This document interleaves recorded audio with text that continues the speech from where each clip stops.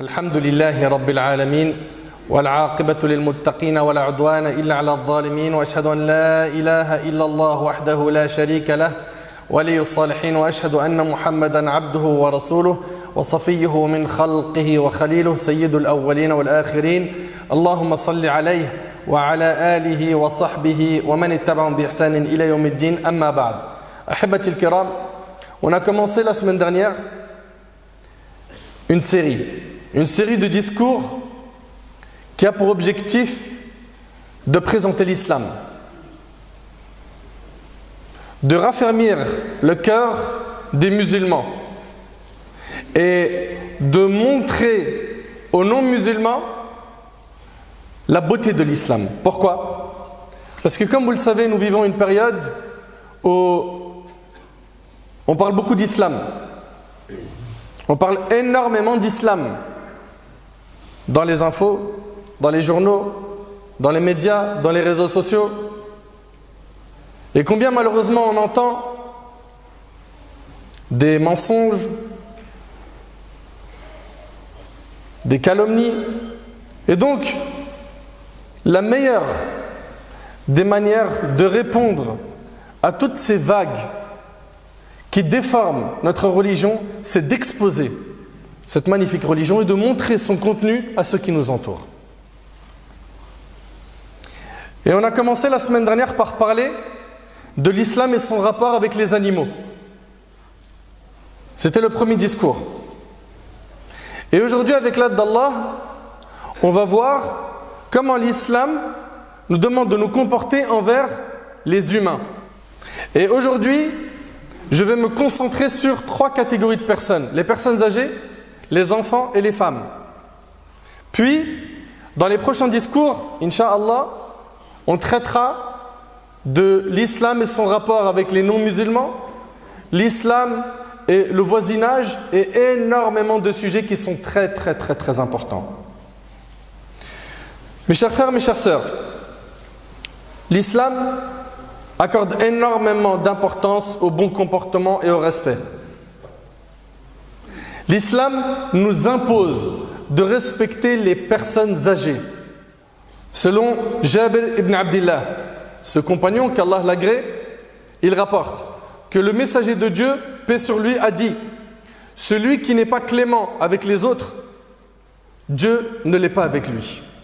Dans un premier temps, on voit quoi? Que celui qui n'est pas clément avec les gens, Dieu n'est pas clément avec lui. Donc quand on vient nous dire votre religion, elle appelle à la haine, etc., et tout ce qu'on entend, regardez dans nos sources ce qui est dit. Celui qui n'est pas clément avec les autres, Dieu n'est pas clément avec lui. L'importance des personnes âgées en islam et leur statut particulier a été rapportée dans de nombreux récits et on va en voir quelques-uns. Tout musulman se doit d'être bon envers chacun, mais il doit redoubler de patience et de bonté avec les personnes qui lui sont plus âgées. Gardons à l'esprit qu'un jour, si Dieu le veut, nous serons également des personnes âgées, désireuses d'être entourées de jeunes pleins de bonté. Anas, ce noble compagnon qu'Allah l'agrée, rapporte que le messager de Dieu, paix sur lui, a dit: il n'y a pas un jeune qui honore un vieillard à cause de son âge sans que Dieu ne l'honore lorsqu'il atteint l'âge de la vieillesse. Vous êtes attentifs? Il n'y a pas un jeune qui honore un vieillard à cause de son âge sans que Dieu ne l'honore lorsqu'il atteint l'âge de la vieillesse. C'est rapporté par Tirmidhi. Et Anas ibn Malik, qu'Allah l'agrée, a dit: un vieillard est venu voir le prophète, paix sur lui. Mais les gens présents mirent beaucoup de temps à lui céder le passage. Soyez attentifs et essayez d'imaginer la scène. Les gens qui étaient présents, ils ont mis du temps à lui céder le passage. Le prophète, paix sur lui, dit alors: ne fait pas partie de notre communauté. Celui-là qui ne se montre pas clément avec notre petit et n'honore pas notre grand. Et n'honore pas notre grand. Notre religion accorde énormément d'importance au respect des personnes âgées. Et ce qui me fait plaisir, c'est qu'on le voit. c'est qu'on le voit, ça existe, ce comportement qui consiste à quoi? À être respectueux envers les personnes âgées. Mais il faut faire beaucoup plus d'efforts dans ce sens. Quand tu es dans les transports en commun et que tu vois une personne âgée qui est debout, peu importe sa couleur, son origine, peu importe sa religion, laisse-lui ta place. Et rappelle-toi que notre prophète, il a dit, paix sur lui, toute bonne action est une aumône. Toute bonne action est une aumône. Je vous pose une question, tenir la porte à quelqu'un, c'est une bonne action ou pas? C'est une aumône. Laisser sa place à quelqu'un dans le bus ou dans le métro, c'est une bonne action ou pas? C'est une aumône. Aider quelqu'un à porter ses courses parce que c'est très lourd, parce que la personne, elle est faible, elle est âgée, c'est une bonne action ou pas? Oui, c'est une aumône. On a la possibilité de gagner énormément de bonnes actions en étant bon envers les gens qui nous entourent. Mais quand je dis les gens, même les animaux. Donner à boire à un animal, c'est une bonne action ou pas? Oui, c'est une aumône. Arroser une plante, c'est une bonne action ou pas? Oui, c'est une aumône. Vous avez vu dans notre religion comment on peut gagner plein de bonnes actions? Et comment notre religion, elle insiste et elle incite sur le fait d'être bon, de propager le bien. Donc mes chers frères, mes chères sœurs, gardez en tête que notre bien-aimé, notre prophète, paix sur lui, il a dit, ne fait pas partie de notre communauté celui-là qui ne se montre pas clément avec notre petit et n'honore pas notre grand. En islam, nous devons aussi agir envers nos parents avec une compassion illimitée. Vous écoutez attentivement? J'ai dit une compassion illimitée. En nous rappelant que lorsque nous étions petits et faibles, ils nous ont préférés à eux-mêmes. Ils ont sacrifié leur nuit pour nous, leur confort pour nous, leur nourriture pour nous. Les mères sont particulièrement honorées. Quand les parents atteignent un âge avancé, ils sont traités avec compassion, gentillesse et désintéressement. En islam, servir ses parents est le deuxième devoir en importance après la prière. Et c'est leur droit de l'exiger. Il est considéré comme méprisable de manifester de l'irritation envers les personnes âgées lorsque, sans que ce soit leur faute, elles deviennent difficiles. Et vous le savez, que la personne, quand elle grandit en âge et qu'elle vieillit, il arrive souvent que son caractère devient difficile à supporter. Et bien c'est là où il faut faire beaucoup plus de bien qu'avant. C'est là où tu dois faire tes preuves. Et ne fais pas comme certains. Viens, voilà la direction, maison de repos. Allez, je te ferai des coucous de temps en temps. Non. C'est pas comme ça que tu vas lui rendre tout le bien que tu as reçu. Toi, c'est à ce moment-là que tu dois faire tes preuves. Oui, mais j'en suis arrivé à un stade où, excusez-moi, voilà, ils font leurs besoins sur eux. Oui, ben c'est là que tu dois être présent. C'est là où tu dois être doux, bon, patient, plein de miséricorde. Mais est-ce que tu as oublié quand tu étais petit? Combien de fois tu as été changé par ta mère, par ton père? Et ils faisaient ça avec amour. Ils étaient contents quand tu mangeais, ils étaient contents quand tu faisais tes besoins. Chaque moment de ta vie où tu grandissais, tu évoluais, tu commençais à marcher, tes premiers mots, ils étaient super contents de te voir évoluer. Et toi, d'un seul coup, tu veux t'en débarrasser? Ça, c'est pas dans notre religion. Cela ne fait pas partie de notre religion. Notre Seigneur nous dit dans le Coran, et ton Seigneur a décrété, n'adorer que lui et marquer de la bonté envers les pères et mères. Si l'un d'eux ou tous deux doivent atteindre la vieillesse auprès de toi, alors ne leur dis point fi.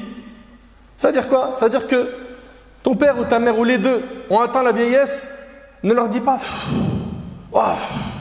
juste ça, non, tu n'as pas le droit de le faire. Et ça, c'est un ordre coranique. Voilà à quoi appelle l'islam. Tu vas prendre sur toi. C'est à toi de t'adapter à eux. Tu vas patienter.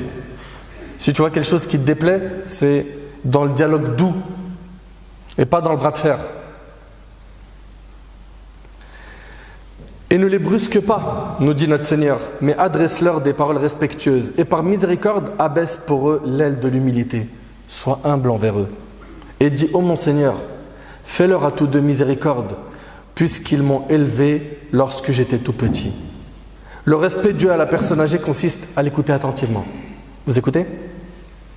Notamment lorsqu'elle nous prodigue des conseils, à satisfaire ses demandes, à ne pas lui couper la parole, à lui rendre service, à lui consacrer toute forme de respect et à ne pas la blesser par des mots blessants. Voilà ce que dit l'islam concernant les personnes âgées. Concernant les enfants, selon Abu Qatada, que Dieu l'agrée, le messager de Dieu, paix sur lui, a dit « Je me lève pour la prière avec le désir d'y prolonger la lecture. » Écoutez bien, le prophète, c'est l'imam des musulmans. D'accord? Il se tient debout pour diriger la prière et il a derrière lui des fidèles. Et il a l'intention au début de prolonger la lecture, la récitation du Coran. Il dit « J'entends alors un enfant qui pleure. J'entends alors un enfant qui pleure. Et j'allège ma prière par pitié pour sa mère. » Vous entendez? Est-ce que vous êtes attentif? Il allège la prière, c'est-à-dire quoi? Il avait l'intention de réciter longtemps, il diminue la récitation. Pourquoi? Parce que la mère qui entend son bébé qui pleure, ça lui fait mal au cœur.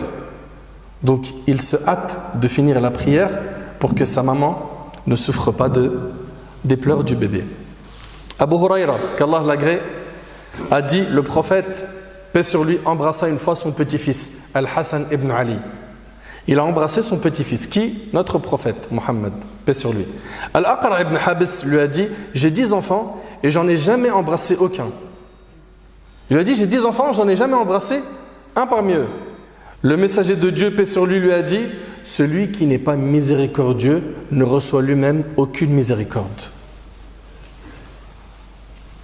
Celui qui n'est pas miséricordieux ne reçoit lui-même aucune miséricorde. Et c'est rapporté par Bukhari Muslim. Et selon Abdullah ibn Amr, que Dieu l'agrée, le messager de Dieu, paix sur lui, a dit, ceux qui sont miséricordieux, Dieu sera miséricordieux envers eux. Soyez miséricordieux envers les habitants de la terre, celui qui est dans le ciel sera miséricordieux envers vous. Si vous faites preuve de miséricorde envers les gens, sachez que Dieu vous fera miséricorde. Et c'est rapporté par Abu Daoud. Notre bien-aimé prophète, paix sur lui, il était très tendre avec les enfants et s'amusait avec eux. Anas, que Dieu l'agrée, dit, le prophète, paix sur lui, était celui qui possédait le meilleur des comportements. J'avais un frère que l'on nommait Abu Umayr. Le compagnon, Anas, il avait un frère qui s'appelait Abu Umayr. Et lorsque le prophète, paix sur lui, venait nous voir et le voyait, il lui disait pour le taquiner, dis-moi, Abu Umayr, qu'a donc fait le petit Nourayr? Et un Nourayr, c'était son petit oiseau. Il venait voir un enfant et il lui demandait des nouvelles de son petit oiseau. Et on sait à quel point notre prophète, paix sur lui, il était pris par énormément de responsabilités. Il avait énormément de responsabilités. Il était occupé par plein de tâches. Et avec cela, il trouve le temps de donner de la considération aux enfants. Il les saluait. Il jouait avec les enfants.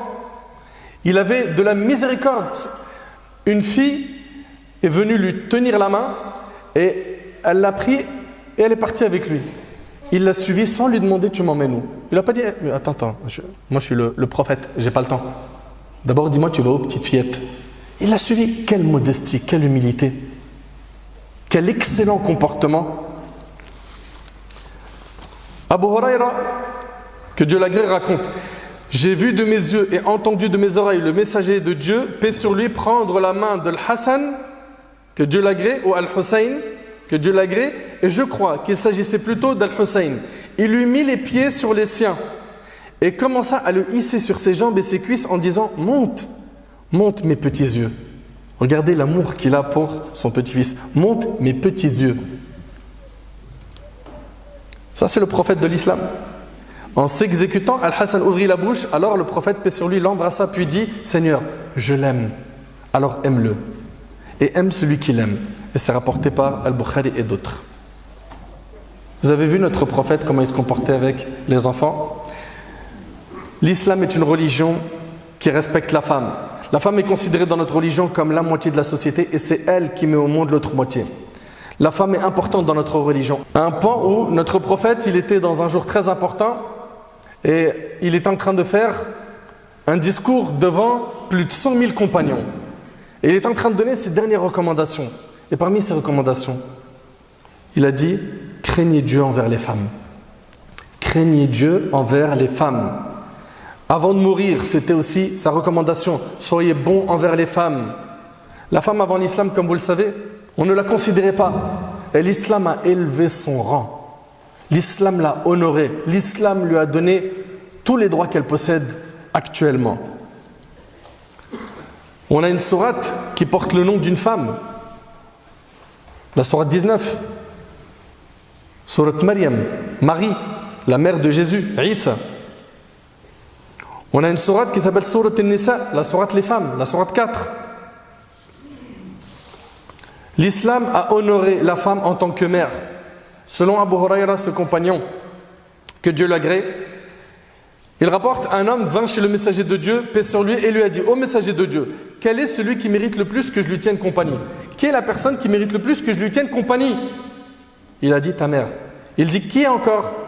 Il lui a dit, ta mère. Il lui a dit, et qui encore? Il lui a dit, ta mère. Il lui a dit, et qui encore? Il lui a dit, ton père. 3 fois la mère et 1 fois le père. La mère, c'est celle qui a connu la grossesse. La mère, c'est celle qui a connu l'accouchement. La mère, c'est celle qui a connu l'allaitement. La mère, c'est celle qui a sacrifié ses nuits pour le confort de son bébé. La mère, l'importance de la mère. On voit ici que notre prophète, paix sur lui, il parle de la mère en disant 3 fois la mère et 1 fois le père. Après la mère, sachez que la tante a elle aussi une grande place. En effet, la tante maternelle dans notre religion est traitée au même titre que la mère, comme cela ressort de cette parole prophétique, la tante maternelle est comme la mère. Et c'est rapporté par le Bukhari. Donc on vient de voir la femme en tant que mère, en tant que tante, mais également en tant qu'épouse. Notre Seigneur nous dit dans le Coran, et comportez-vous avec elle, c'est-à-dire avec vos épouses, d'une manière bienveillante. Vous entendez ce que le Coran nous demande? Donc quand on entend aujourd'hui qu'il y a de la violence dans les couples, quand on entend qu'il y a un mauvais traitement dans les couples, et attention, des fois il y a de la violence du côté de l'homme et des fois c'est du côté de la femme. Et des histoires, je peux vous en raconter un.